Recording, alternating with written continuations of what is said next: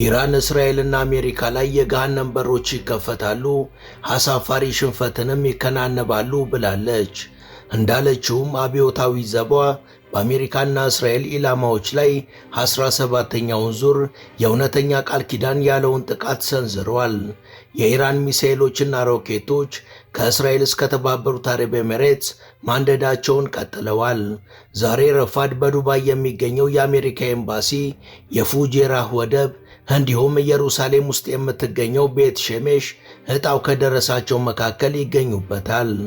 የኢራን የአየር መቃወሚያ በቴህራን አቅራቢያ ለጥቃት የተሰማራ የአሜሪካ ተዋጊ ጀትንም መትቶ ጥሏል። ኢራን እስካሁን 863 ጥቃቶችን በተባበሩት አረብ ኤሚሬትስ ላይ ሰንዝራለች። እስራኤልን ደግሞ 113 ጊዜ በሚሳኤል ደብድባለች። ኢራን ቀደም ብላ የአሜሪካን ኤፍፒኤስ 132 ራዳርን በማውደሟ የኢራንን የሚሳኤል ጥቃቶች መለየት ተስኗት የሚመጣውን ናዳ በጸጋ መቀበልና መቻል ነው እንግዲህ እያለች ነው።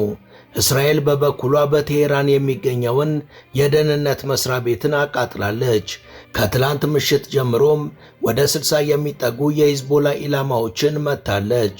እንደነ ኢራቅ፣ ሶሪያና ሊቢያ አስበው እንደ ግሩፕ ጸብ ተቧድነው ለመጡባት ጠላቶቿ ኢራን ዛሬም አይደፈሬ መሆኗን በተምዘግዛጊ ሚሳኤሎቿ፣ ሰማይን በሚያርሱት ሮኬቶቿ እንዲሁም በምህረት የለሽ ድሮኖቿ እያሳየች ነው።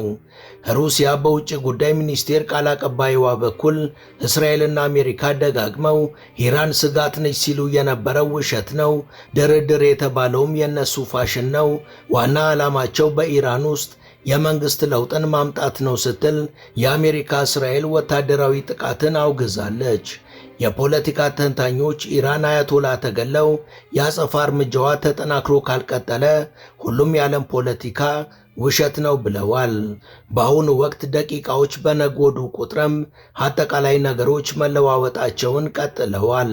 The war in the Middle East is spilling over, with the fallout now extending across the region. The conflict is likely to last for weeks.